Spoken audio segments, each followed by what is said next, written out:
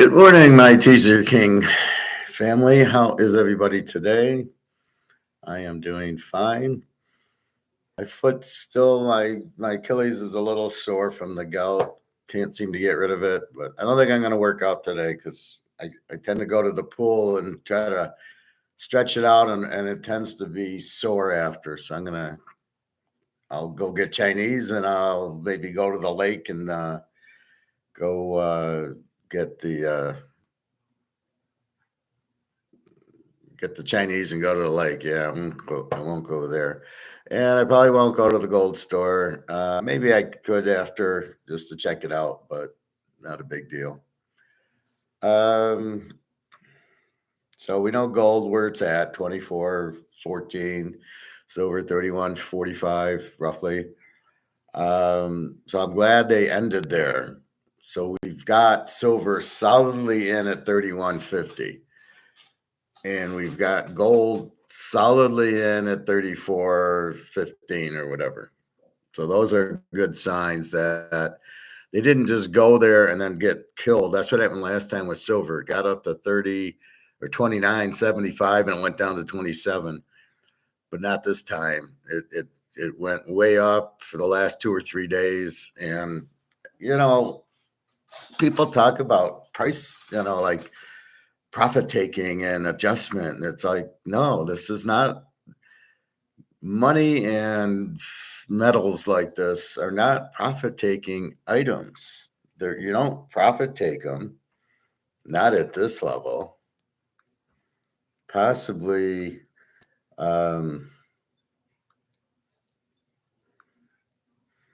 possibly at a different level, but not here.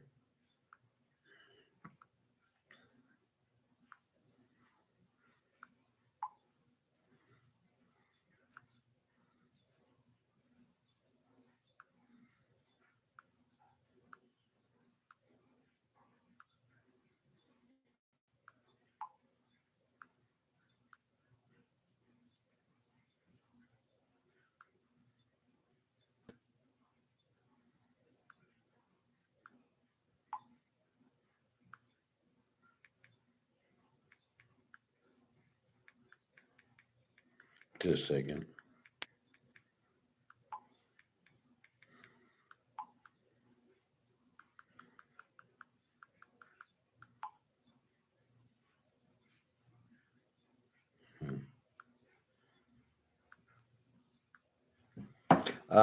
Sorry about that. So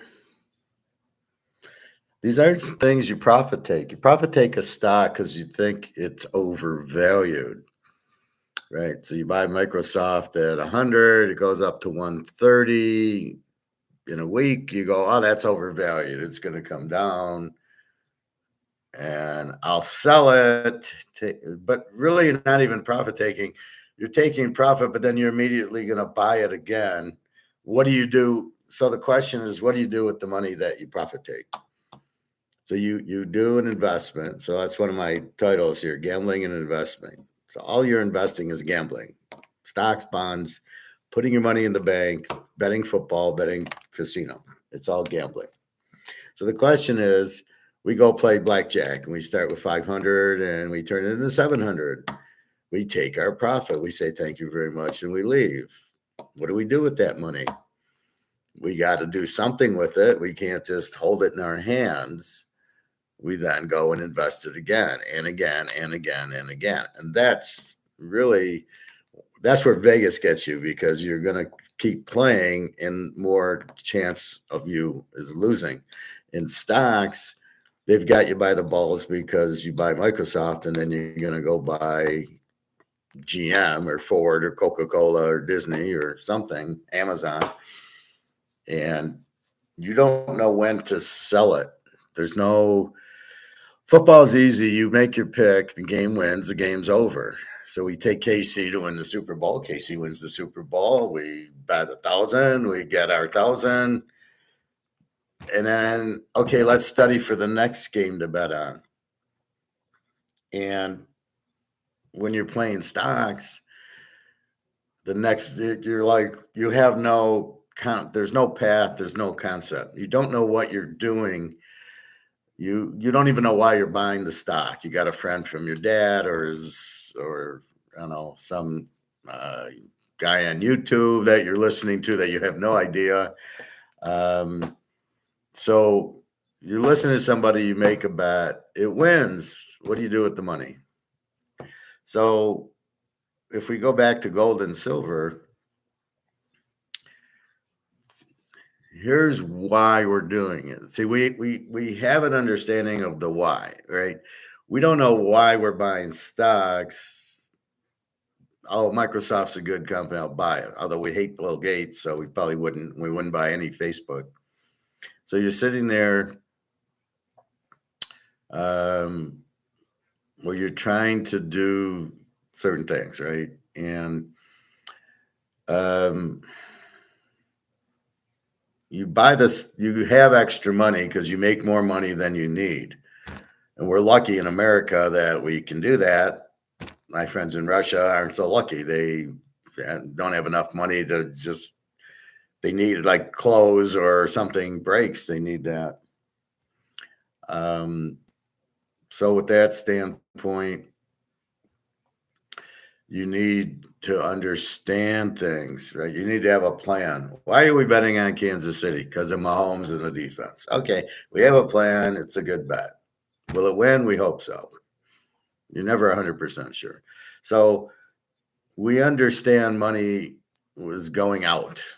We get that. It's going to zero. We get that. Not a problem. This is going to zero. So we make our plan to buy this. We're going to buy gold because this is going to zero.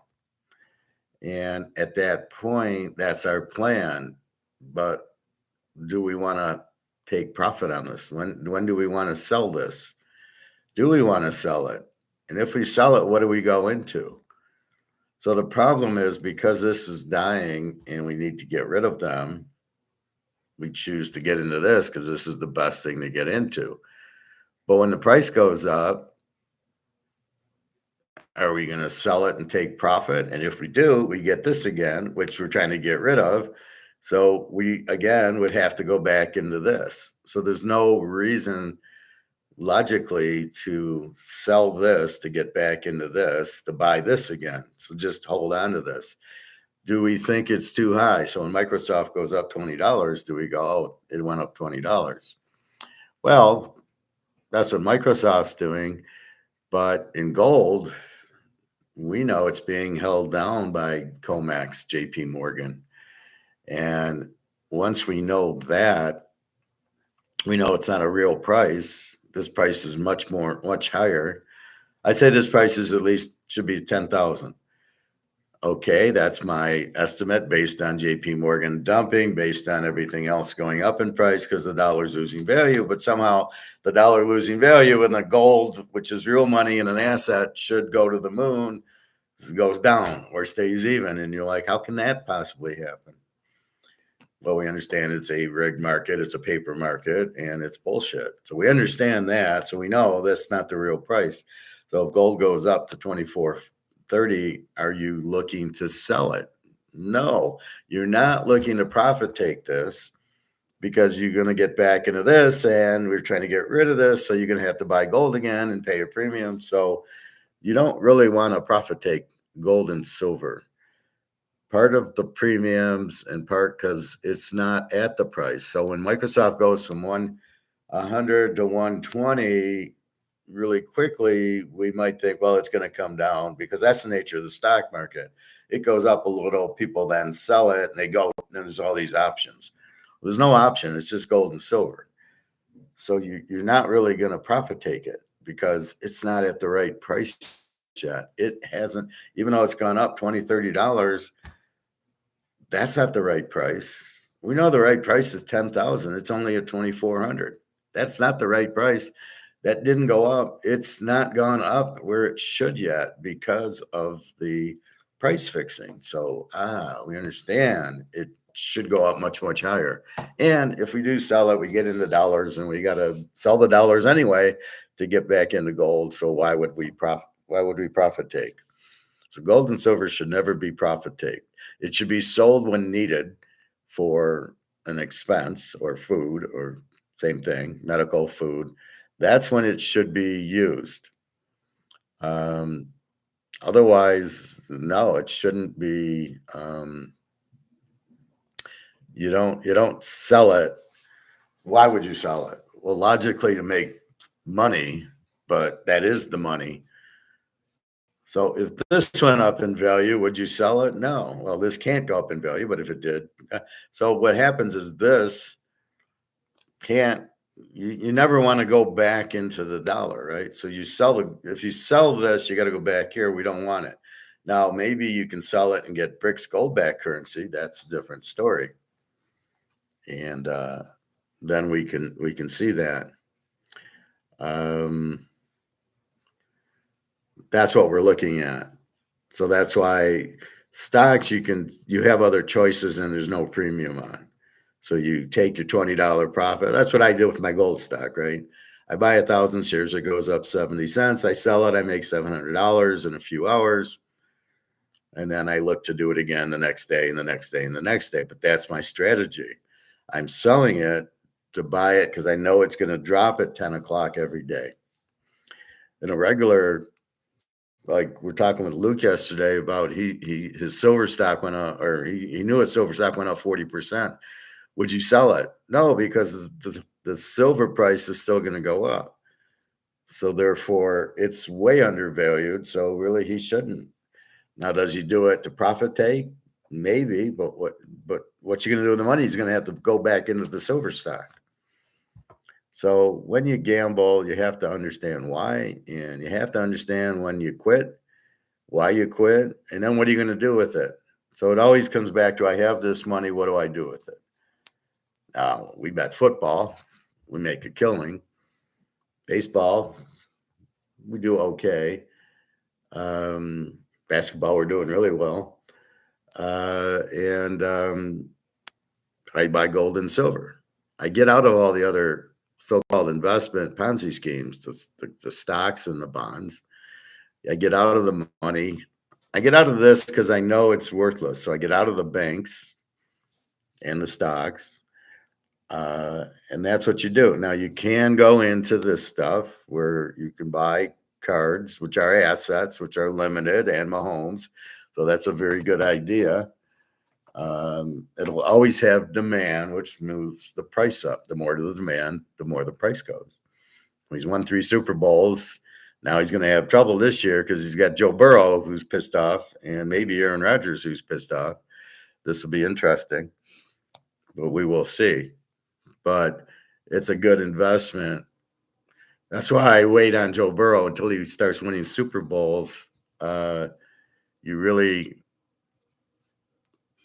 It's like Dan Marino. He doesn't really have that great of value because he never won a Super Bowl.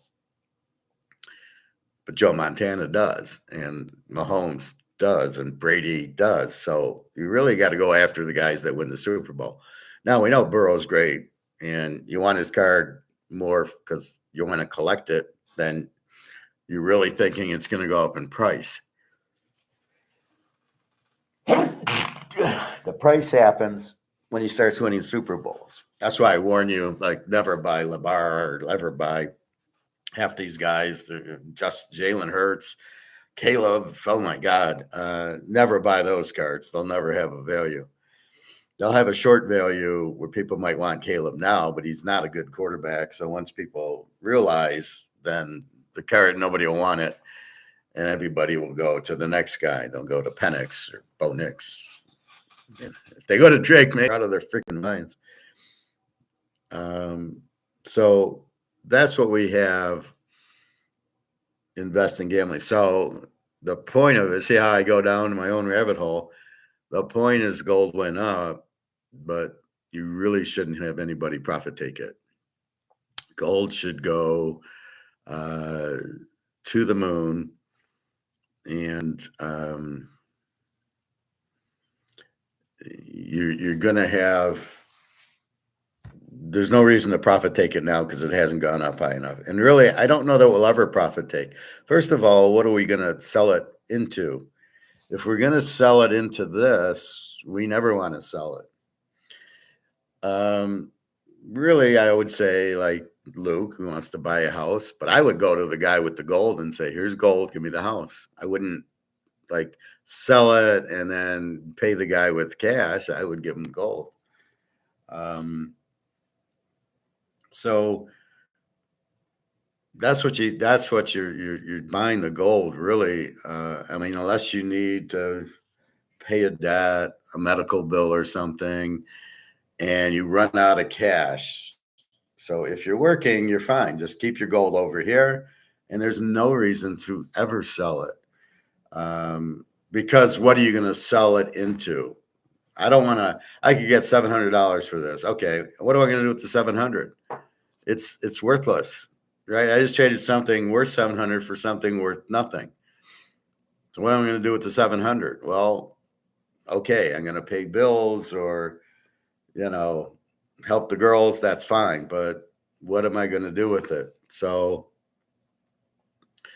that's really the point of it is why sell it now? And craps and blackjack and poker and sports betting, yes, you make the bet, you win, you collect. So you play blackjack and you win and you collect.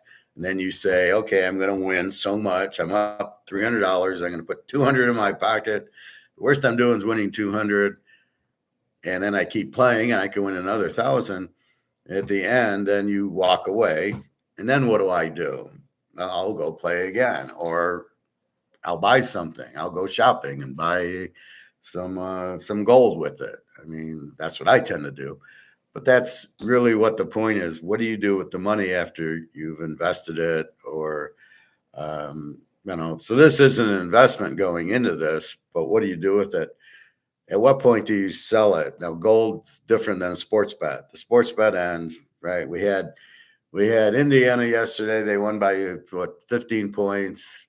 We won. What do we do with that money? Well, we're gonna go bet it on Dallas tonight. I think we're not sure yet, but that's what we have money for sports. So that's your bankroll in football.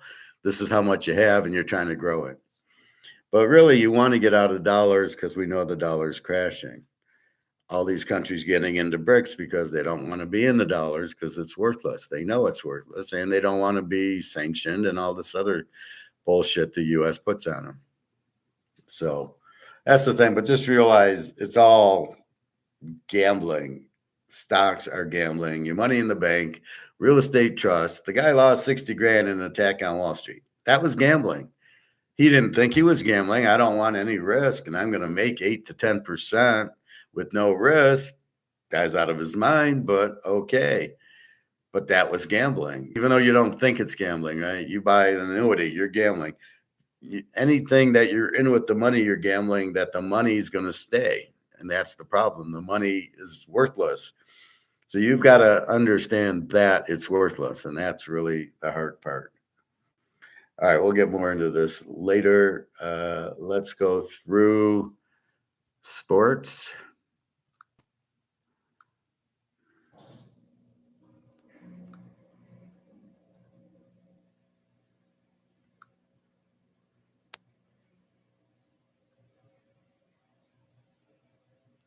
So let's go to the NBA first.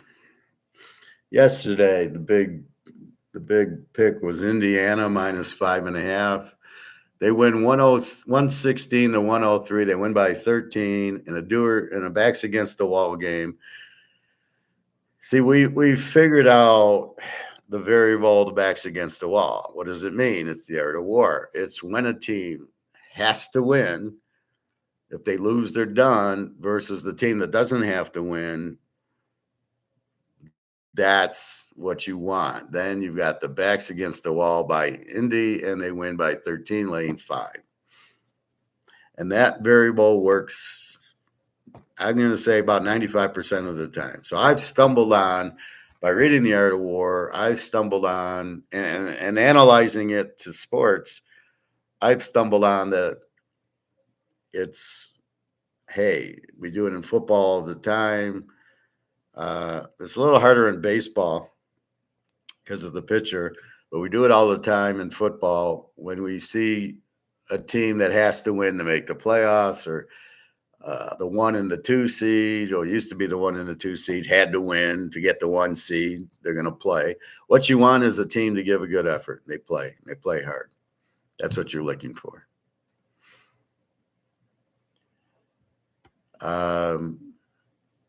So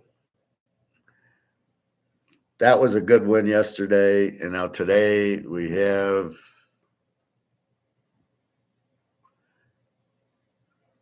game 6, Oklahoma and Dallas.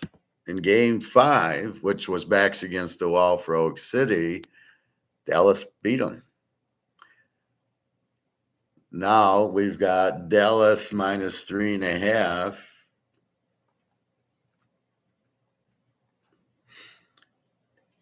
In game 6.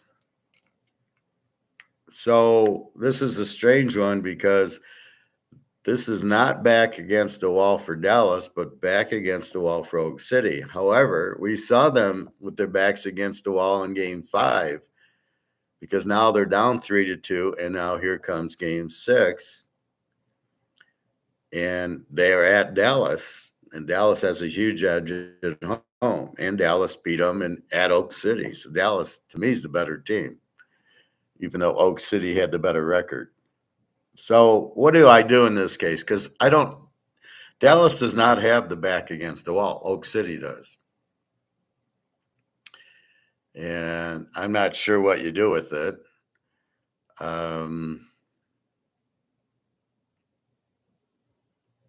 This is the point. It's not really a back against the wall game. It would be if Oak City was up 3-2 and Dallas needed it to keep alive in the series, then it would be a Dallas play. It's not really a Dallas play. It is because they're at home, but they can lose the game and they're still in the series. Oak City has the back against the wall. However, they had the back against the wall in game 5 at home, tied at 2, had to win. And they lost, and they lost bad. So I don't know what to do with this game because this doesn't make sense into our theory. This doesn't fit. This isn't take the back against the wall team, which would be Dallas. Well, in this case, it's Oak City, but it's at Dallas. The game's at Dallas. So kind of, it's really not. I mean, theoretically, it's not a back against the wall game for Dallas because if they lose, there's game 7, and they just won at Oak City. And really, if Oak City loses, then they're out. So I almost think Oak City is the play, but I don't trust them because they didn't win game 5 that they needed to win.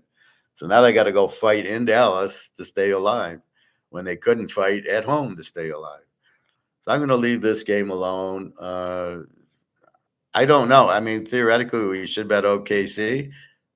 We just lost with them, so it's really a no play because Dallas can lose and they're going to game 7. Oak City can't. So from that standpoint, you got to go with Oak City, but I don't trust them.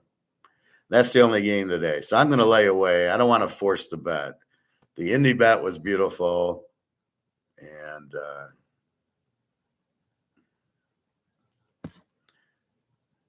the Minnesota bet was beautiful. So we got game 7 coming up. We've got Denver and Minnesota, and we've got New York and Indy, I guess, tomorrow. Boston's waiting. And if Dallas wins, I don't know what to think. I don't know who the best team is. Is it Denver? Is it Minnesota? It ain't OKC. If OKC was really that good, they wouldn't have lost game 5 at home. So that's how I got to measure it. So we will see tomorrow what we do.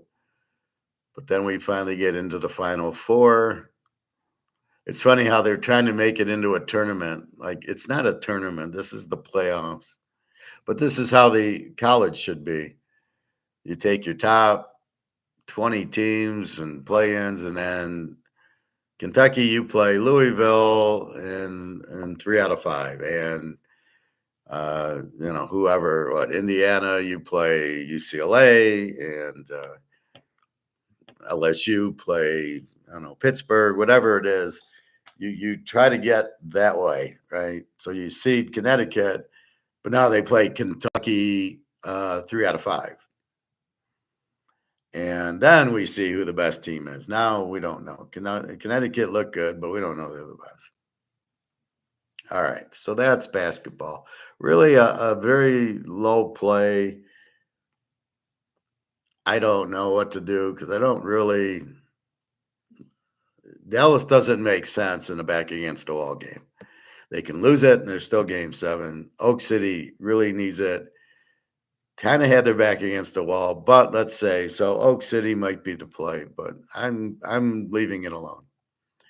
All right, let's go to baseball. First game we got at 1:00. It is 11:30. We got the White Sox and the Yankees. The Yankees are -300 over under 8. Brad Keller 0-1, 284 for the White Sox. Lewis Gill 4-1, 251 for the Yanks. 2 low-scoring pitchers, but let's see how Brad Gill is. Superficially, he's actually pitched in 4 games, but he's a reliever. Okay, so they're trying to fuck with us with the reliever. So I like the Yankees then. I was thinking of the under, but because the guy isn't really a starter, I mean, this is how pathetic baseball is. He's not a starter, so you're pulling a bullpen guy, or he's a starter that sucks. He pitches like 1 and 2 innings, so a 2.84 ERA looks good until you realize it's a bullpen guy. So let's go Yankees. White Sox are pretty bad. Yankees again, and baseball is just pick the winner. So let's go Yankees. Let's make this 5 units. Pitt and Chicago. Bailey Falter 2-2 with the 4.15 for Pitt, and Shota Imagana 5-0 with a .96 for the Cubbies. Go Cubbies, and we're going to make this a 10-unit play. Here's what you love. You got a 5-0, so he's pitched enough with a .96 ERA against Pitt's guy who's 2-2 with the 4.15. The Cubs should hit Pitt. Pitt shouldn't hit. Now, this is, again, we have to bet the game before. Amazing. My brother likes to bet the game after. You didn't need the teaser, in the football game. I didn't need to take Mahomes +9 in the Super Bowl. Yeah, but I won. What's the problem? I won, but it's a problem because I didn't need the teaser. Oh, okay. So this is the game we're looking for. A 5-0 pitcher with a .9 ERA against a 2-2 4.15. Pittsburgh's okay. The Cubs pretty good. Go Cubbies, beat Navy. All right. Tampa Bay and Toronto. Zach Eflin 3-4 to 3.91 for Tampa. Kevin Gausman 2-3 with the 4.95 for Toronto. Toronto's a 135 7.5 favorite. What do we do here? This looks like an over. So we'll go Toronto over 7.5, but I'm not going to play it. I mean, that's what I think, but I'm not giving the, I'm not going to go 5 units on it. I'm just going to, this is where I think it was this game. Somebody with the 5.5 ERA was pitching a no-hitter. I think it was Tampa. And I'm looking at this game and I'm looking at the score, and it's like 3-0. And I got the right pitchers, and I see, 5.5 ERA against the 4.5 ERA, and it's 3-0. And the guy with the 5.5 ERA has got a no-hitter through 6 or something like that. And I'm like, Jesus, that's what we are dealing with in baseball is the average. When Mahomes plays and he's the quarterback, there's no pitch count. He plays every game, and he's going to be pretty consistent. Here they got it with the guy with the 5 ERA, and then all of a sudden he gives up. He pitches a no-hitter, and the next game he gives up 10 runs. Well, what do you do with that? And that's the point. So it's very hard. So this looks like what should be an over. Um, but if one of them pitches a no hitter, what do you know? That's the problem. That's the biggest deal between baseball and football. Seattle, Baltimore. Seattle's a 110 favorite, and I don't have pitchers. So we'll have to come back to that, or just there's nothing we can do without the pitchers. Colorado and the Niners, big game yesterday. The Niners ended up winning. It was a high scoring game. The Niners are -1. Now that broke Colorado, had like a 7-game winning streak. So the only reason I took Colorado was the streak. It's over with. Frisco's a 198. Ty Black for Colorado, 1-1 with the 3 ERA. Kyle Harrison, 3-1 with the 3.42. I'm going to go over in this game. Over 8. No, Colorado hit. The Niners hit a lot yesterday against a decent pitcher. Neither of these pitchers are too good. There should be, it shouldn't be hard to get 10 runs in this game. The Jets against the Marlins. We got Richard Todd going against Dan Marino. We got Luis Servino, 2-2 with a 3.0 ERA for the Mets. Braxton Garrett, 0-0 with an 8.44 ERA. All right, we got to check this guy out.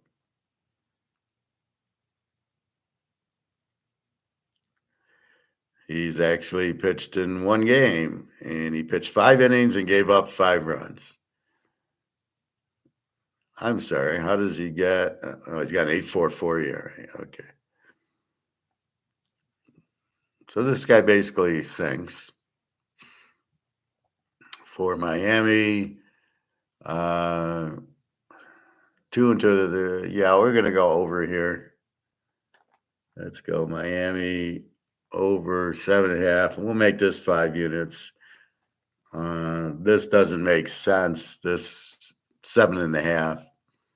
The pitcher gives up 8.44. All right, 5-6 runs he's going to give up. The Mets, their starter's not Bob Gibson. He's 2-2 with a 3. So there should be scoring in this one. Washington, Philly. Philly's very good. Hey, Greg or John. I'm fine. I'm good. We talked a little gambling early, gold, and so now we're into baseball. Basketball, I don't really like today. I prefer Dallas, but they're not backs against the wall, so I'm just leaving it alone. But OKC would be the play, but I don't like them. They lost the home game, so I'm just passing. But we hammered into yesterday, so I've been red hot on my NBA picks. Washington, Philly, Mackenzie Gore for Washington, 2-4 with a 3.38 against Christopher Sanchez, 2-3 with the 3.43. Very even game. Philly with the 1.75 favorite and over under 7. They weren't a 1.75 favorite, as they got a 3.43 against the 3.38. Now Mackenzie Gore is 2-4, but Sanchez is 2-3. So I'm not really sure the high favorite. Philly's the better team. Let's go over 7 here. But I don't love it. Minnesota, Cleveland. Minnesota's a 120 favorite in Cleveland. Cleveland's the better team. This is very unusual. Bailey Ober for Minnesota, 4-1 with the 3.77. Logan Allen, 4-2 with the 5.56. I'm going to go over here also. Cleveland over 7.5. Let's play this for 5 units. Don't love it.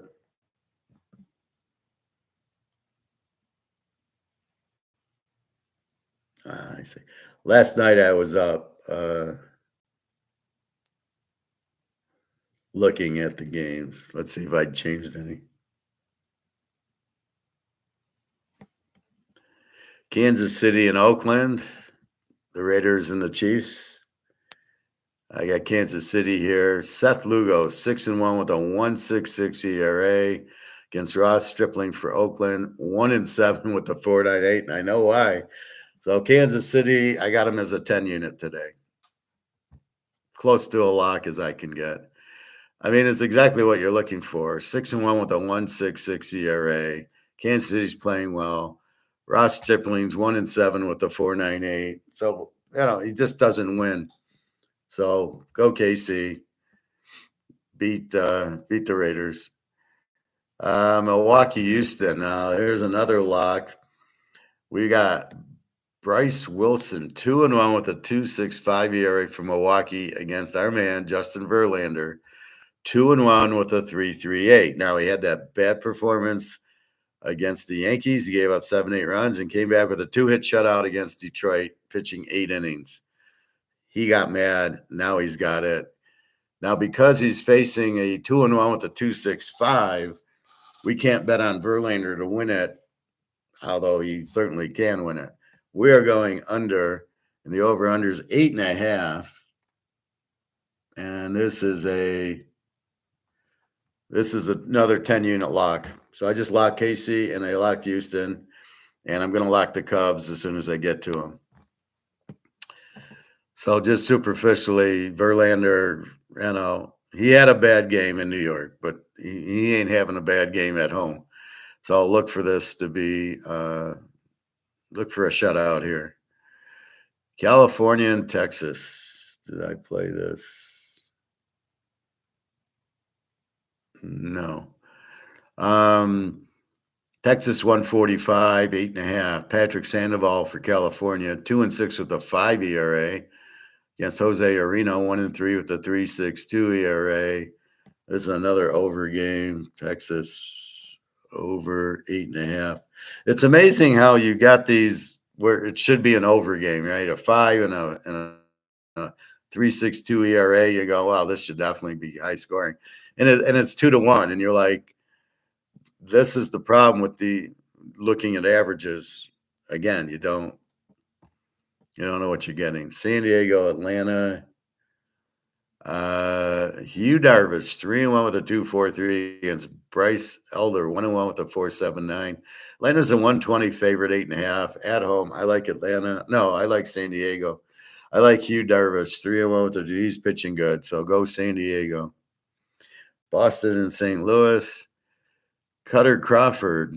He was good, but he's not. His first 2 pit games were shutouts. Then he's fallen apart with 3-4 run games. So now he's 2-2 with a 2.24. He used to be like 2-0 with a 0.9. So that was a false ERA. Now we're getting to more. He's about a 4 ERA against Miles McCollus, 3-5 with a 6.9. This is definitely a Boston. I'm going to play Boston here. Just because we're going against Miles McCollum, but I don't love it. Detroit and Arizona. I had Detroit yesterday. I finally won with them. They won 13-0 or something. My first time I won with Detroit. I was so excited. And now here comes reality. They face a good pitcher. Jack Flaherty for Detroit, 0-3 with a 3.88. Zach Gallen, 5-2 with a 2.86. Go Arizona. And we're actually playing them under 7.5. So Arizona under 7.5. And our last game, Cincinnati and the Dodgers.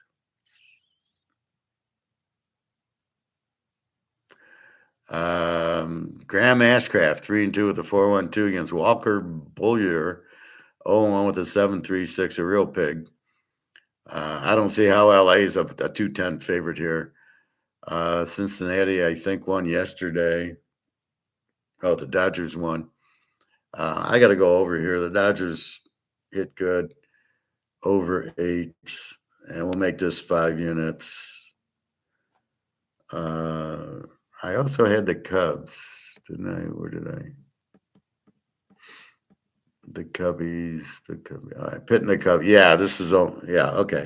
The Cubs are the 10 units. So let's go through them. We like the Yankees, 5 units. We like the Cubbies for 10 units. We like the JETSs, the Jets. We like KC, 10 unit. Houston under 8.5, Verlander, 10 units. San Diego, nothing. Boston, very small. We'll go 3 units on them. Arizona under 7.5, no bet. Toronto over 7.5, no bet. Frisco over 8. Miami over 7.5, 5 units. Philly over 7, no bet. Cleveland over 7.5, 5 units. Texas over 8.5, and the Dodgers over 8, 5 units. So 2, 4, 6, 8 games. 3 10-unit games. Cubs, KC, and Houston under with Verlander. See, it's all critical of the pitcher. I don't care who's Houston playing. I mean,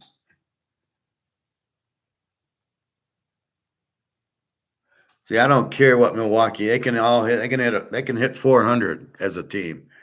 Not against Verlander, and that's really the key. Against Verlander, they're in big trouble. So they're not going to get a lot of hits. It's in Houston. Your biggest problem is going to be Houston, but this pitcher from Milwaukee, 2-1 with the 2.65, should keep it a low scoring game. Should. So you can either go Verlander, but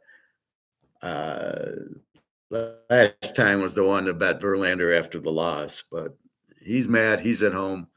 I look for a shutout from him today, and the other guy could shut out Houston. So Altuve wins it with a home run in the 9th, 2-0. How about that?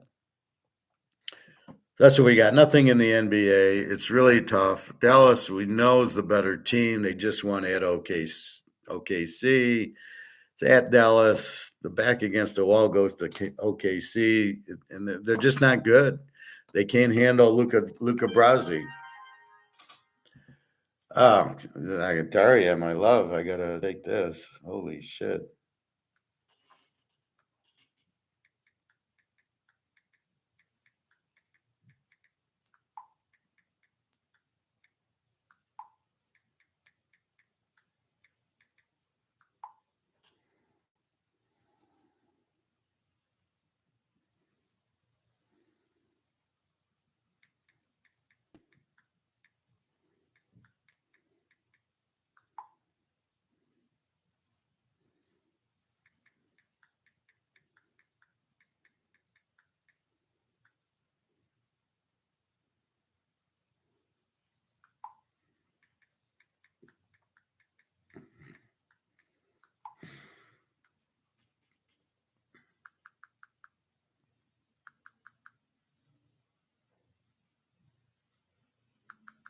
Bear with me. I haven't heard from Daria in a while. At least she's okay, I think. All right. So sorry about that. So you look at different patterns to see how much you like the team. So in OKC's case, they didn't win the game they needed to win, game 5. So therefore,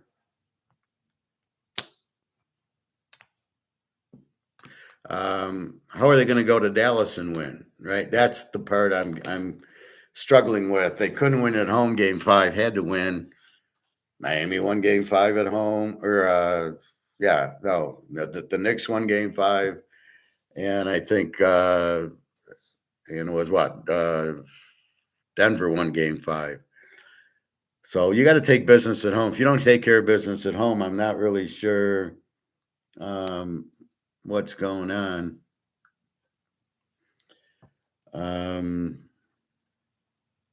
So we will see. But that's why I'm laying off of them. If they can win in Dallas, then maybe I can take them in game 7. But you got to read between the lines. So yesterday let's go through our results. We had Indy minus 5.5, big lock. They win by 13. Do or die game, must win. They win, easily. Pitt over 7.5 in baseball, 10-unit play, it wins. The Yankees over 7.5, 10-unit play, it loses. Toronto over 8.5, it loses.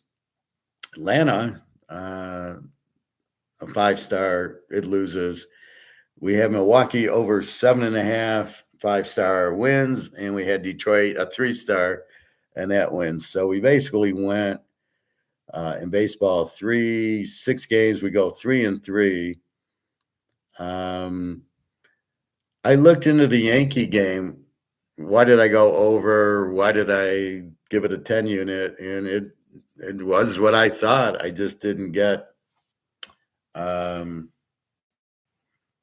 I didn't get anything.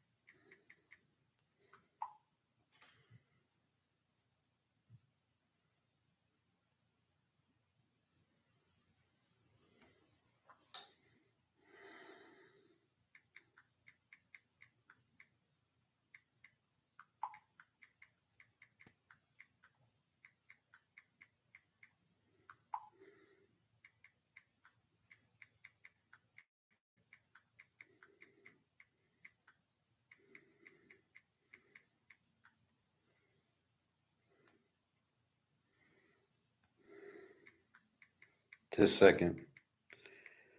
You got to realize how hard it is for me to talk to Daria, and when she's on, I apologize, but I go days without hearing from her.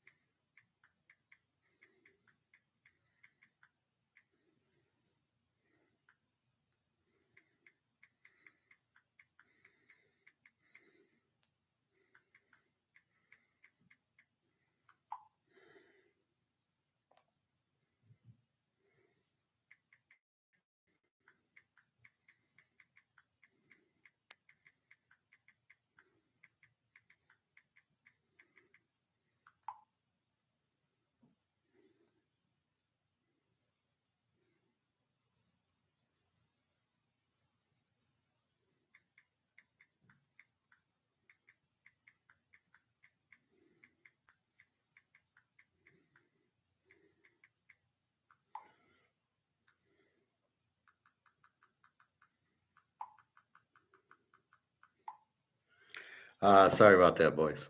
All right, so she switched her working hours. See, but with Daria, like, she doesn't tell me this up front. She tells me after. The work schedule was changed for May. She's exhausted and she wants to go on vacation. I says, can't wait. I'm waiting for you. All right. So this is why you have to be stoic, if I may, for a second. I know everything's well. I can feel it. I love her. I know she loves me. I don't doubt that. And yet, when I don't hear from her for 3 or 4 days, it's like, what the fuck? So she's saying her work schedule changed. Okay, so what's the new schedule? Where are you working at? And you can still drop me a hello.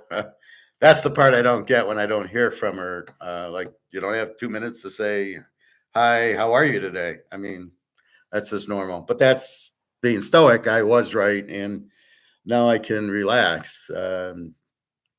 I get a little stressed and my blood pressure goes up when I don't hear from her. Um,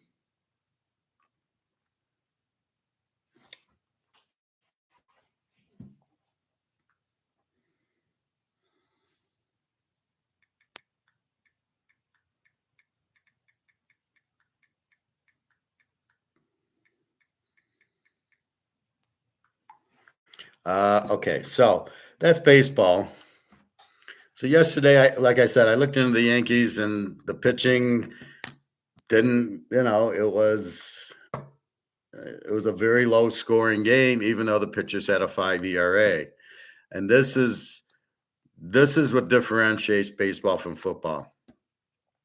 So going back to gambling, then you have money. Do you want to bet on baseball or do you want to bet on football? You'd rather bet on football, but you can't. Football we have down to a science. It's not a problem at all. Um, Baseball, it's very hard to get down to a science because you're dealing in averages. You're not really dealing in averages in football. So Mahomes is Mahomes. We know what we got, and we know we're going to get it. Even if he has a bad quarter, he throws an interception. At the end of the game, Mahomes is going to win you the game. So all you do is a hunt for a nice point spread where he's the dog, like we had in the playoffs. 3 times we had him as the dog. It was like, seriously, you're still making Mahomes. You still don't believe Mahomes is going to win these games. And I loved it, but I figured out that variable, right? And that's the difference. That's why we're hunting quarterbacks. But we immediately look at college for the new guys, and we look at Bryce Young. He wasn't that good in college, and he's not that good in the pros. Neither's Richardson. Neither's C.J. Stroud. C.J. Stroud's okay. He's running around, but not consistently. And when he got into a big game with Baltimore, he didn't show up, just like against Michigan. So that's what you go for proof. Now you look at Penix beat a great Oregon team twice. Then he beats Texas, who was a really good team. No doubts about Penix. Bo Nix played great. He just ran into Penix twice. Or otherwise, he won.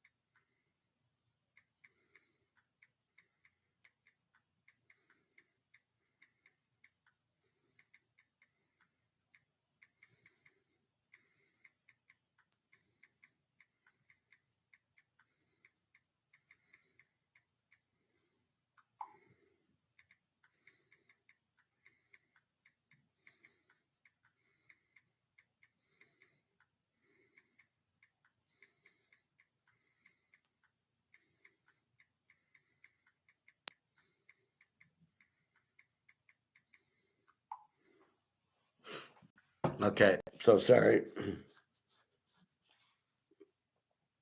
My apologies. All right, so where's that? So football, we got much easier. Mahomes is Mahomes.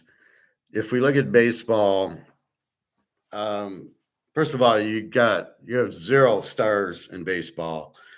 You have a bunch of minor leaguers, basically with averages between 100 and 250. You have a couple of 300 type of a couple of 300 type hitters on a few teams, and that's about it. We don't have. It's very inconsistent. It's a minor league product that is very inconsistent, and we know it's inconsistent. So that's why it's really hard to bet. So we look for a Verlander, who is one of the few professionals. The Cubs pitcher today, Oki Uglia Guglia. Kansas City's got a good pitcher. So we're looking at those pitchers, and that's what we're looking at. So that's what we're trying to find. And then there's all these 5 ERAs.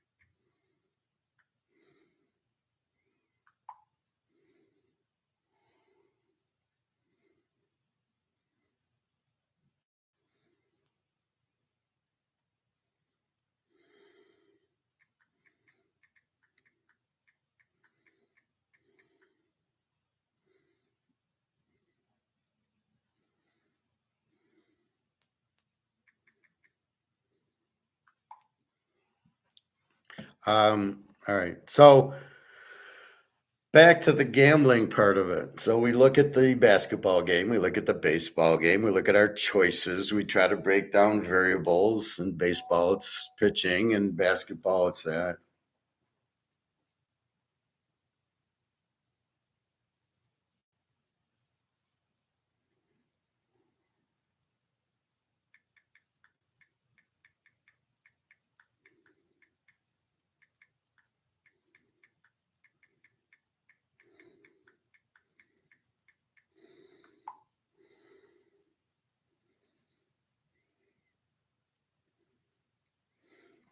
Um, she's telling me she was working 12-hour days and she's been working a lot, which I thought. I just don't understand when she's at work, she can't text me, but she's kind of doesn't want to worry about her job and stuff. So anyway, so once you back up, so you've made money and you've trying to figure out what to do with it. Here comes baseball season, and so you come up with variables. We've come up with starting pitchers. We look at the bullpen, we look at the batting average. Really doesn't help. Like I said, you got a pitcher with a 5 ERA pitching, and you know, he then he pitches a no hitter for 7 8 innings. What do you do with it? Or gives up 1 run.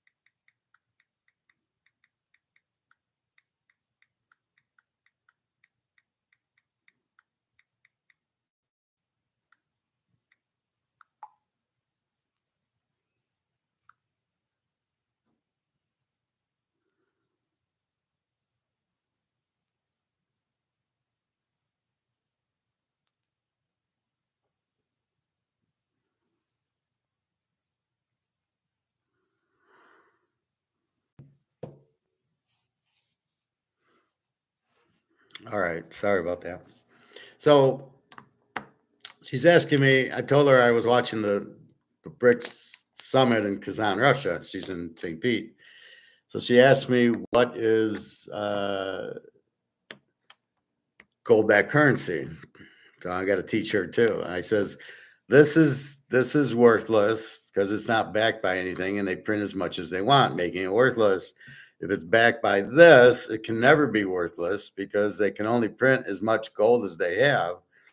This is the support. This is the anchor. So you always want money backed by gold or gold itself or anything backed by gold. It's always better. That's why Rolex, you want a gold Rolex or you want a gold watch because it can't lose its value. So as we're talking about investments and gambling and all that stuff,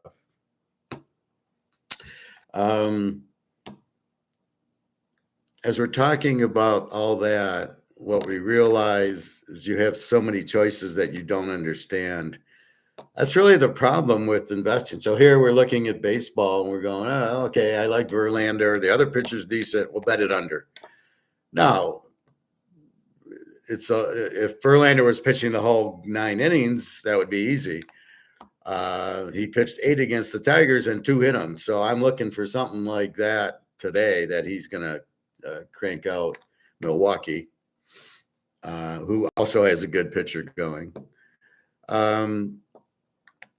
So the key is looking for variables to bet. Real estate trust, the stocks, the bonds, all this stuff. That's what you're looking for.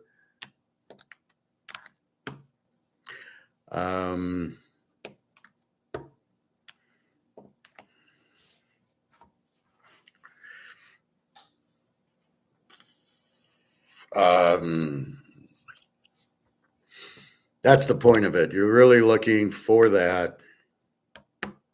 Sorry, I'm a little distracted. So you're looking for you're trying to figure out what should I do? Why should I go into a stock, a bond, put my money in the bank? But you don't even understand that the basic part is the money safe? Does this have a value? Is really the question you're asking. Is this worth anything? That's what you want to know. And that's the question and you realize if it's backed by gold. So when the BRICS comes out and you have $1 and it's backed by gold, then you can put it in the bank and let it earn interest, or you can buy stocks with it or anything with it with the gold. But you don't want to sell this for this unless it's backed by gold. So if we're living in Zimbabwe now, yeah, I'd be taking my US dollars and dumping them and buying Zimbabwe gold dollars because I know the gold nothing can happen to the gold. But I prefer the physical gold over the paper gold because I like the coins. I like holding this. Anyway,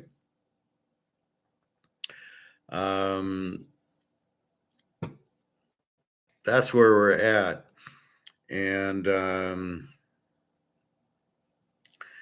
you must understand it. And that's the critical part nobody understands. So I talked to somebody in the hot tub and he goes, oh, I got oil stocks because oil's oil and it's going to go up. And okay, but gold's much better. Gold's money, oil isn't. So it's just funny how people see they listen to the wrong person, or they think the guy knows what he's talking about and they listen to him. And then they lose because they didn't. So the Attack on Wall Street guy, which I love using, he invests 60,000 because he thinks the guy who's the investment guy at the brokerage house knows what he's talking about because that's his job. No, his job is commission. His job is to sell you something, and he puts it on the plate. Hey, 0 risk, 8 to 10%. Who wouldn't invest? But the problem is there was a lot of risk, and when it went to 0, well, you owe me the money. You told me. So if I buy it based on you telling me, shouldn't you then owe me?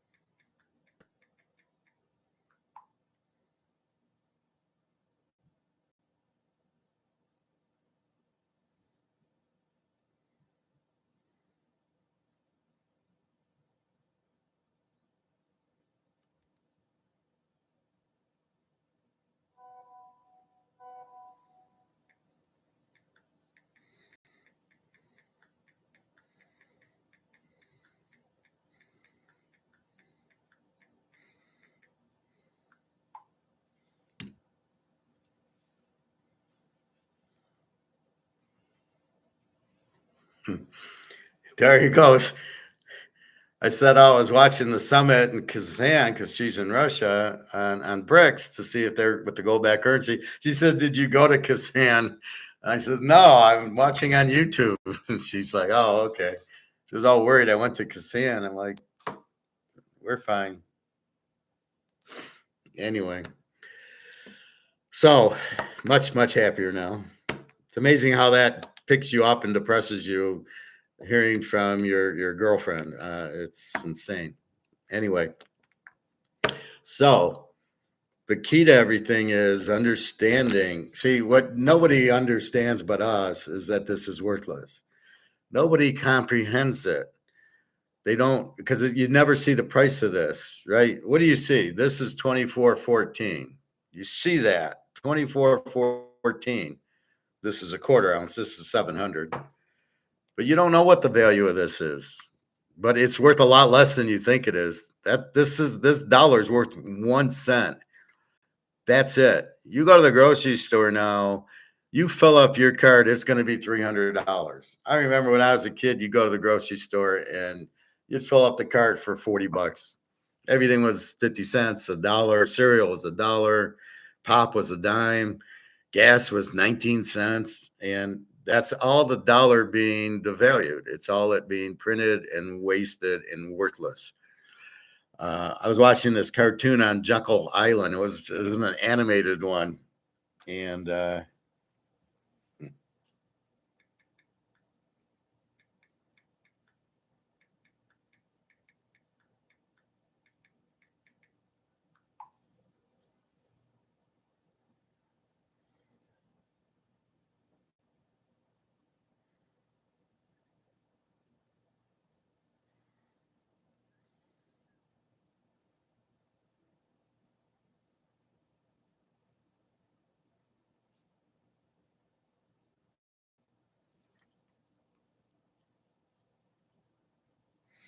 she said, "I thought you were in Russia."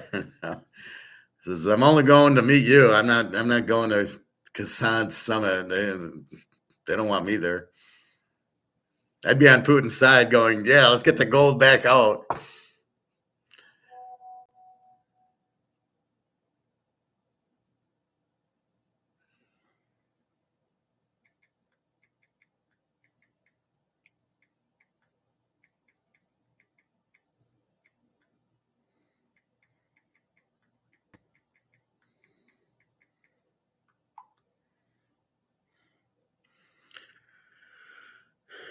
All right, so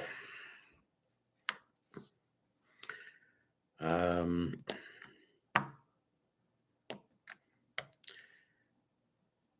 oh, that's what I was going to. So there's this animated, which I highly recommend. Actually, very good.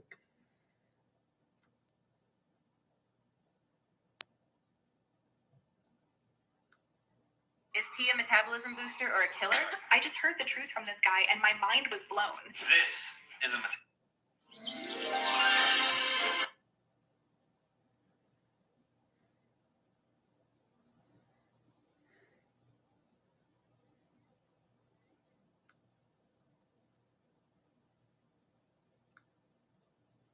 It's this one right here.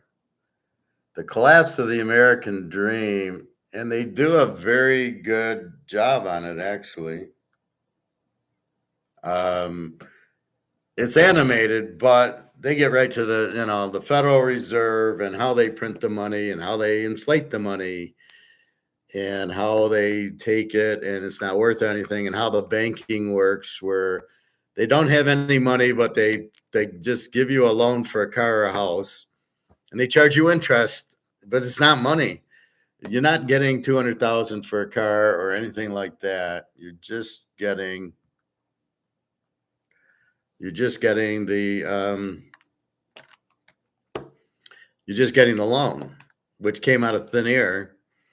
So you get 20,000 for a car. It's thin air, and then you got to pay it back within, and they charge you interest on money that they created out of thin air. It's such a scam. It makes Madoff look like a good guy. The banks are so illegal. The whole system is so stupid, and it yet causes inflation. And you got to pay taxes. Why do you have to pay taxes on your money? I mean, it's and the whole debt thing's ridiculous. It's just them printing money. It's the banks that cause the debt. So the Federal Reserve loans money to the banks, and that's what you got to pay back, basically. But the inflation is the printing of the money by the banks. That's the inflation. Everybody thinks it's the Federal Reserve printing money. No, that goes to the banks. The banks then pay you.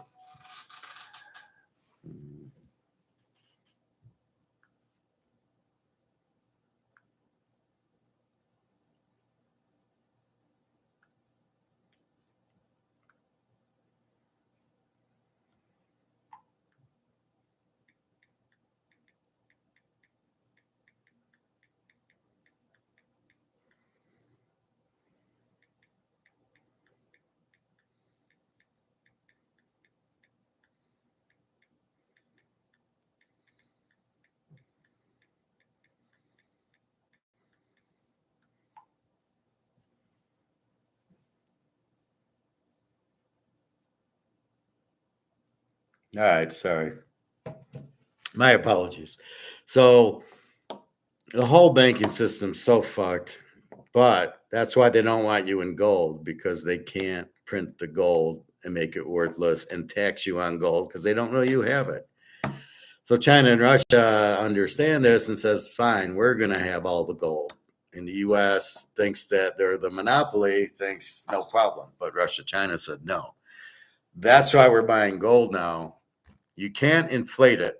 So you can't print it and print it and print it. You got to dig it out of the ground. And there's not that much in the ground. Even if you find a little, it's still not that much. The demand will be huge because every country now, there's 40, 50 countries want to join BRICS, needs gold. So they're all buying gold, and there's not that much gold left. And so the demand is huge, which makes the price go up. So we're sitting at 2,400, boom. So that's the investment to go into. There's no risk, huge reward. This thing's going to 10 grand easily.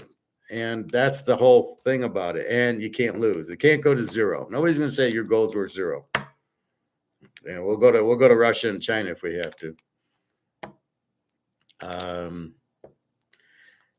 Anyway, so that's what your options are. So you're always looking for, what do I do with my money? Because you think you want to invest. Well, put it this way: if you just worked and you paid all your bills, and you have money left over because you make 100 grand. Well, you make 50 grand and your expenses are 30 grand, leaves you with 20 grand. What do you do with the 20 grand? Now you can just put it in the bank. They'll give you a little bit of interest, and you think you're not gambling. You are, because the money you're getting is worthless. This is worthless. So you stick that 20 grand in the bank, you really don't have any money. It's just going to lose value and go to zero, and you're going to pay tax on the interest. And so this is what people do. Oh, maybe I'll buy stock because I need to. What do I do with my 20 grand? And that's really the whole art of me, and the whole point of what do I do with my money is really the point of it. With your money, you'll buy a lot of I'm reading hers. You'll sit there and you're gonna decide what do you do with the extra money. And that's really what it is. And we have time on our hands. Unlike Daria working 12-hour days in Russia, when we work, I work 40 hours a week. I got the weekends off. I got nights. I got time to study football and baseball. And, so I understand what to go into. So stocks are really tricky because it's manipulated. So you look at all your different investments, from the casino games, poker, blackjack and craps, they're investments. They're not good in well, poker's okay because you're not playing the house, and you can kind of you're playing against other people that you can kind of read and understand and play them. Poker or blackjack and craps are hard because of the odds, baccarat, and then you got to go to the casino every day. If you put your money in the stock, you sit home and hope your stock goes up, although it's manipulated. Bonds, forget about it. You'll never get paid back. 35 trillion in debt. And then you got the banking options, real estate trusts, and you've got money markets or CDs or annuities. But again, the money's sitting in the dollar. So what everybody's being fooled on is, okay, you got 200,000 in your bank and you think you're safe.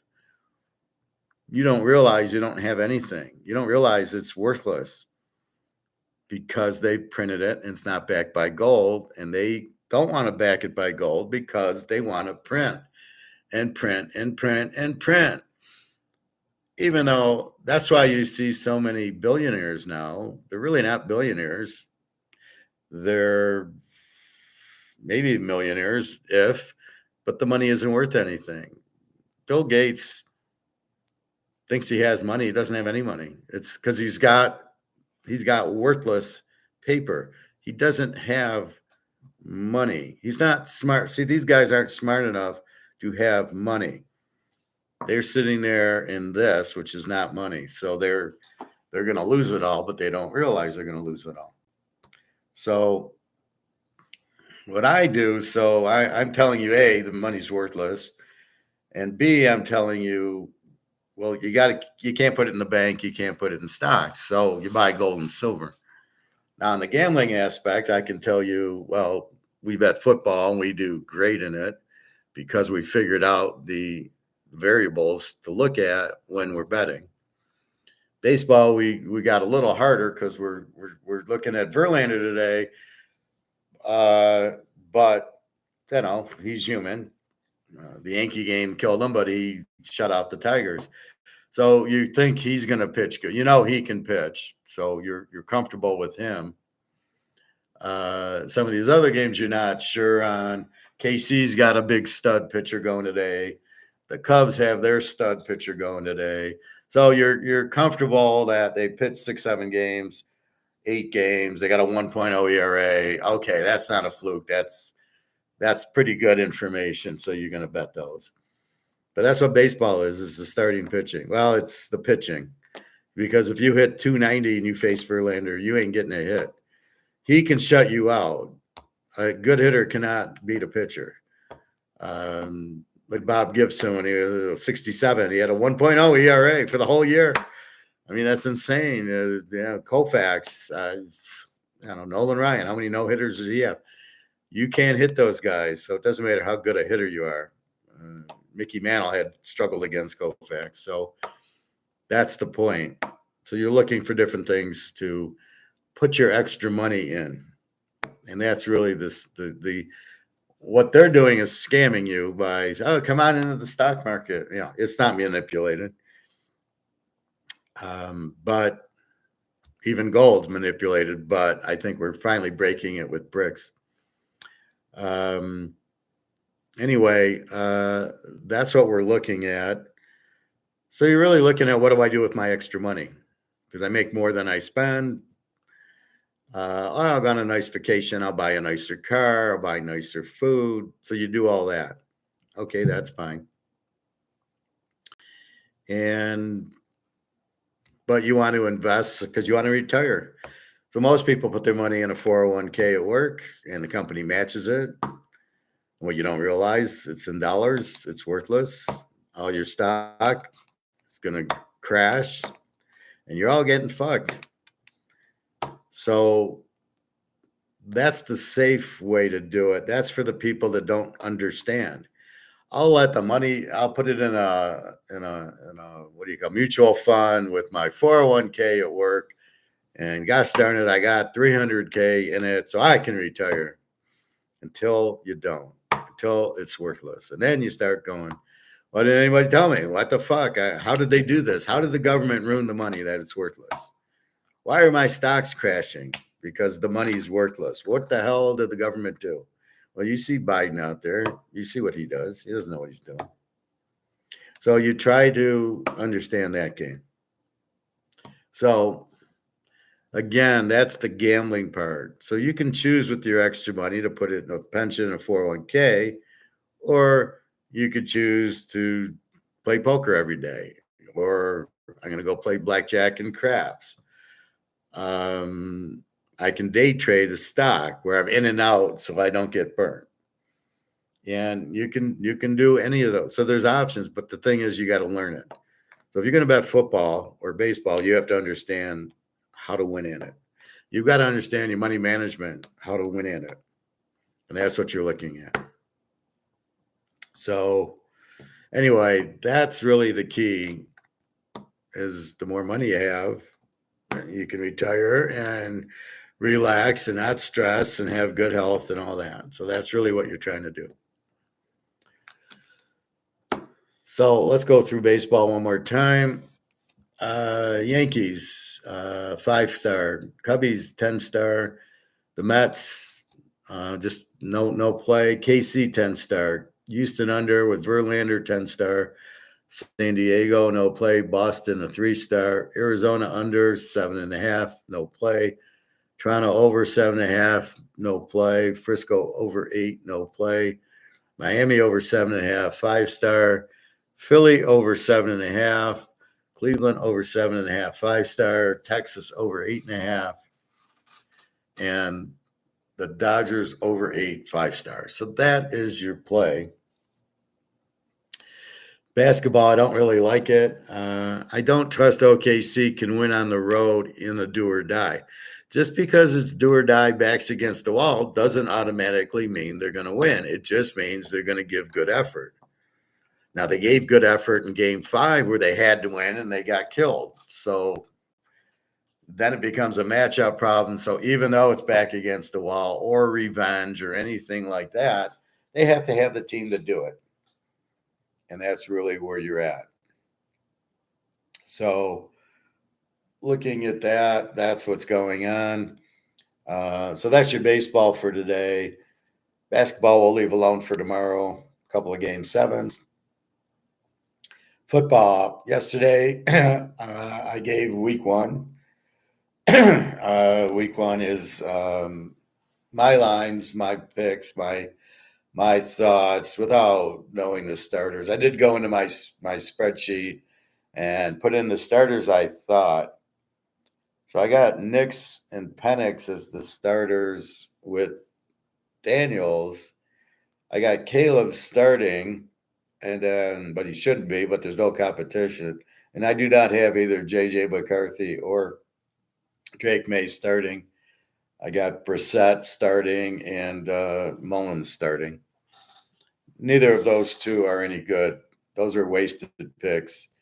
The Drake May pick, I don't know what they're thinking. And the J.J. McCarthy, they got to be out of their mind.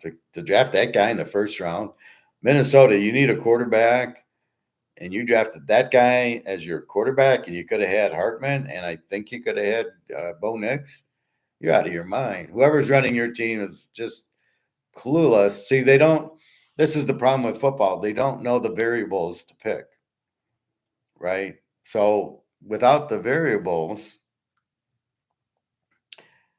if they don't understand the variables, who's Miami playing? They don't know how to pick a team. Oh, how did I do that?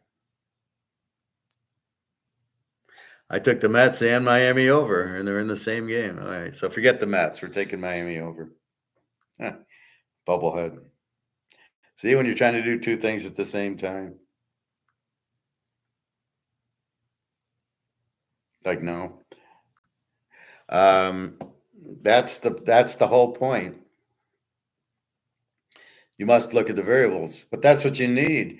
If I'm working at my job, I got to look at the variables. I got to find the variables and understand them. If I'm teaching economics, what are the variables I want to teach? It's mostly going to be gold, right? Supply and demand, shit like that. When you're dealing and gambling, which is what most of everybody does without realizing. You put your money in the bank, you're gambling because you think you're going to make money on it. I'm going to make 3% of my money, but that's okay. I won't lose any. You will lose because of inflation. So people don't. That's why they deflect it into prices. Well, it's not the money; it's the prices going up. Well, why are the prices going up? Because the money's not worth anything, so the price goes up. That's why I say gold's so undervalued. Is as the money's losing value and the prices are going up. Why isn't gold going up? Gold should be 10,000 an ounce by now. So that's really what you're doing. So there's a lot of gambling going on that you're not even aware of. But see, if you buy gold, you've taken the gamble out. You've taken a worthless dollar for gold that's worth a ton. And that's really what you're trying to do. Anyway, that's what's going on. So we got the baseball, we got that football again, week 1.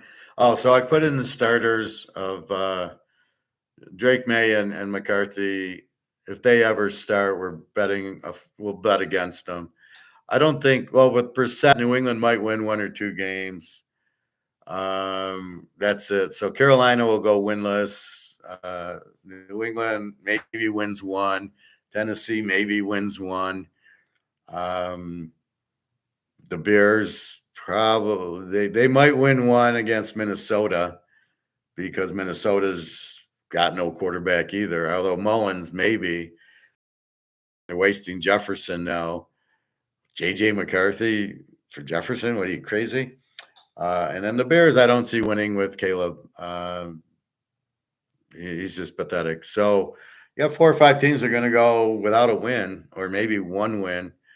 They'll be terrible. And then I love how the expectations – see, so let's go Attack on Wall Street versus Caleb. In Attack on Wall Street, the guy says, here's 60 grand, no risk. I'm getting 8% in the real estate trust. Okay, fine. So he's led to believe there's no risk in the portfolio. I got 60 grand. I can't lose. I'm going to make 8%. Sounds good. Reality, he lost all his money. Everybody thinks Caleb's good. Bears will win all these games. Why do you think Caleb's good? You sold a bill of goods that he's good. When we watched him at USC in the bigger games, Notre Dame, UCLA, Oregon, he doesn't show up. They get killed.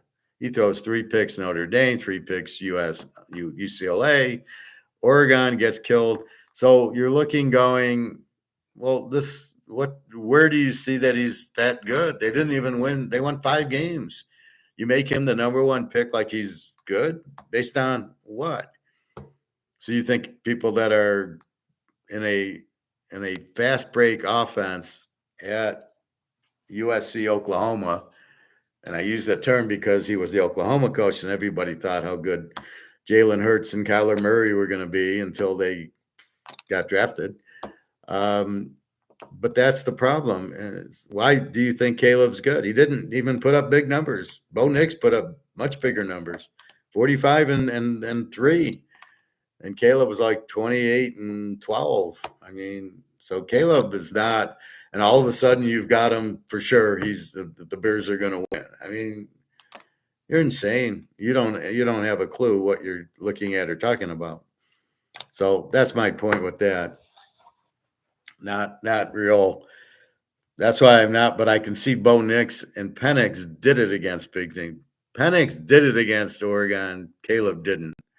And that's really the difference, right? Bo Nix did it against Utah. Caleb didn't. So it's just looking at that and going, yeah, he looked good in the big games.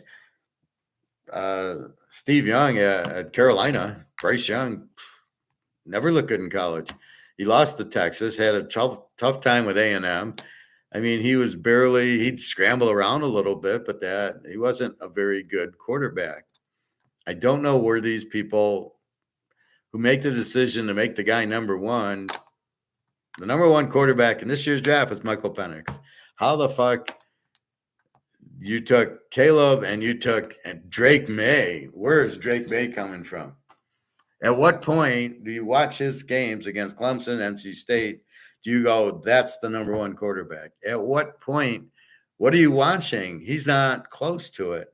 Well, his game will translate to the pros, but it doesn't translate in college.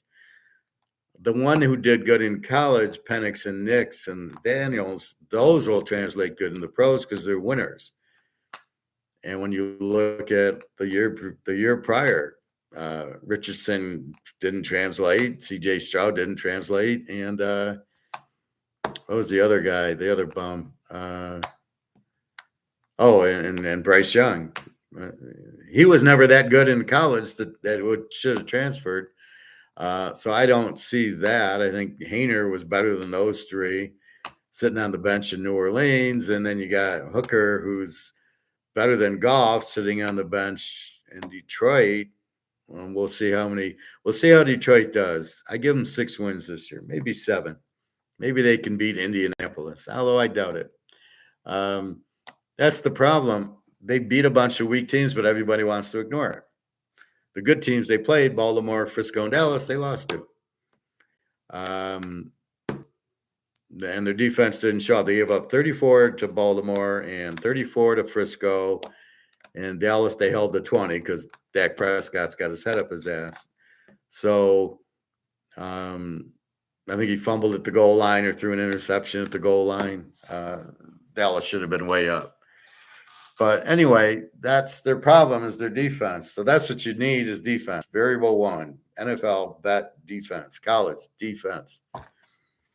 So you've got to understand that. So even when you bet football, then you're getting paid in dollars. You just got to turn those into something. So the name of the game right now is to get out of this and buy the gold. That's the name of the game because this isn't worth anything. And it's not about to get worth something. It's going down. And what brics is doing with this is saying you choose and you're going to choose gold over this every time. And the U.S. is run by morons. So it's like being coached by an idiot football coach. It's the same thing. You got some idiot football coach and you wonder why the team sucks. Okay. Like at Carolina and Washington, you wonder why the team sucks, right? You got terrible coaching. So that's what you have. Nick Saban wins because he's a good coach. I wish Nick Saban was running the finance of the country. It would be a lot better than what it's being done with now. So that's what you're really looking at. So keep that in mind that Nick Saban, you need a guy like Nick Saban who understands football to be your head coach. You need a guy in the government who understands money to run it, and you don't. These guys in the government do not understand money. They don't understand Austrian economics or printing the dollars no good, and it's all corrupt. And so you have a government printing without realizing if you keep printing, it's worthless. And that's where we've come to. But I recognize that. So I've caught that variable, and I'm telling you, this is why we're buying gold, because these guys don't understand. They keep printing, and it's worthless. That's why, and then you sanction Russia, and now you've sanctioned China. What are you, out of your minds? Do you want a nuclear war? Is that what you want? Well, you can go nuke yourself. Don't include me in your little game. Anyway, that's really what we're looking at is it's all cause and effect kind of. So the Titanic hits the iceberg, water comes in, it's going to sink. You got to get off the boat. So you recognize the iceberg hitting it, and then you go, well, what's the problem with it? So as you print money, it's the same thing. We're printing too much money. The water's coming in, making it worthless, and we got to find the lifeboat. But that's how you got to critically think everything. Well, if I play poker, I can win or lose. If I win and I get more money, then what do I do? Oh, I got to get out of the dollar. I got to get out of this and into gold. Okay. So you can figure out the games, but you have to figure out the games. You got to figure out how to win. And that's really the key. So anyway, So we talked a little stoic. Daria finally texted me, thank God. She's working different hours, 12-hour days. So I asked her, just tell me when you're working. But as long as I know, as long as I get the text, I'm fine. It's when I don't hear from her for 4 days because she's so tired and basically going home and going to sleep and getting up and going to work 12 hours later.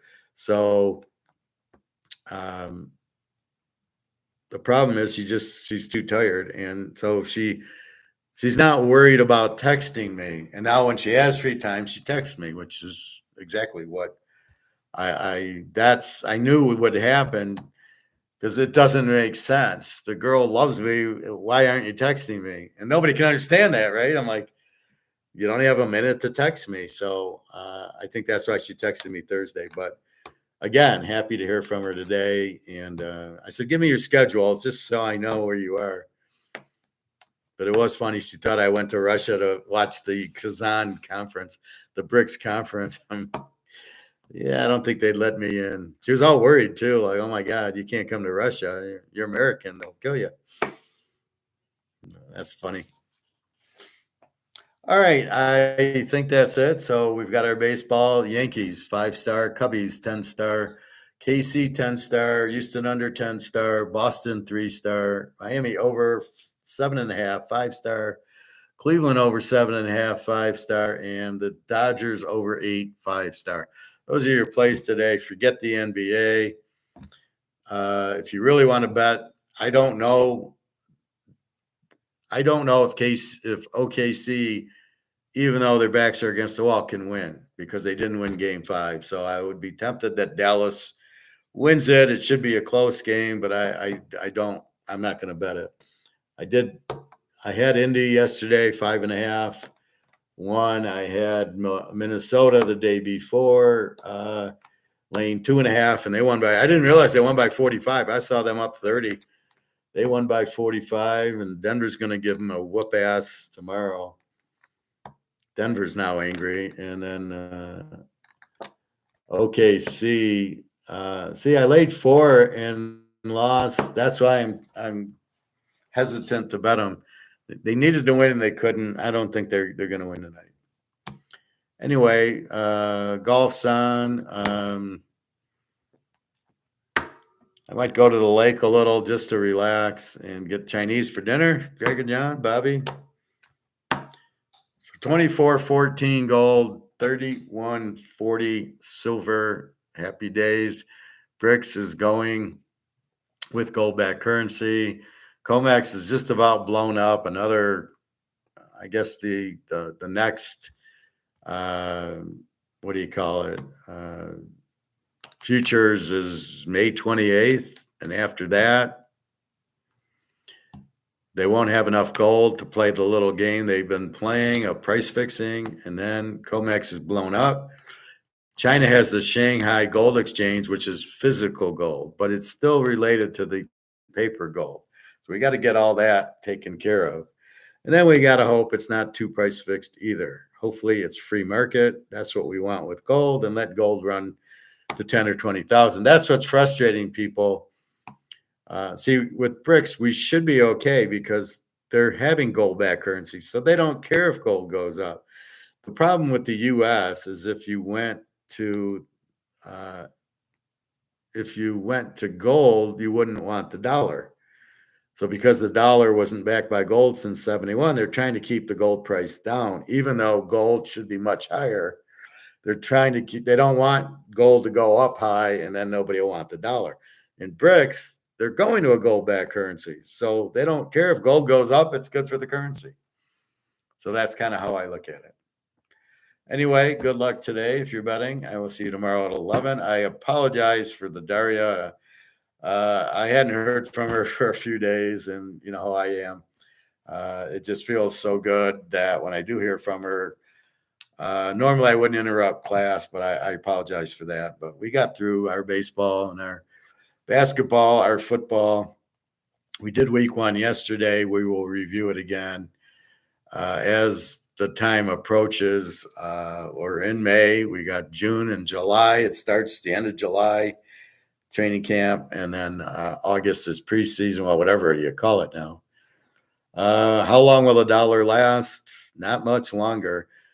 Now, there is no date you can get. You can't say June 1st, June 30th. You can't say that. All you can do is just go from it. And that's kind of where I'm at with it. So we'll just see, and we'll go from there. So I'm looking at uh we know the dollar is going out and gold has to go up higher. We know that. So why we don't know? It's like you're on the Titanic. When's it going to sink? Well, I don't know, but the water is coming in. I think soon. So that's what you have here. You know it's happening, and it's happening now, and it's being pushed and forced, and the gold backed bricks will force the dollar out. All the countries will go to gold backed bricks, so they all need gold, and the demand for gold goes up, the price of gold goes up.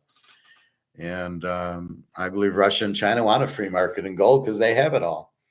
Just like we have gold, we want it to go up. So anyway, that's where we're at. And off we go. So have a good day, everybody. Good luck on your games. Again, NBA, I'm leaving alone tonight. So one more time, the Yankees, the Cubs, Kansas City, Houston under, Boston, Miami over, Cleveland over, and LA over. And they're all based on the pitching, the starting pitching. And from what I can tell of the hitting, like the Cubs pitcher's he's 6-0 with a .98 ERA for 6 games. I think he's a good bet at home. Verlander, you got to bet him. KC's got another 1.1 ERA pitcher going. So again, that's the logic of it. That's the variable that we're using to bet it. We assume he goes 7 innings. They should score. The reason we're under with Verlander is because the other pitcher's got a very low ERA, 2.4 ERA. So I'm not sure Houston's going to score a lot, but that'll keep the score down because he knows it's 1-0. I can't give up anything. So hopefully he'll get 8 innings in and just shut him out. That's the idea here. So that's it. So understand your variable, understand why you're betting, and then you're using the paper and understand that it is worthless. So if you do win with it, you got to try to get into the gold and silver.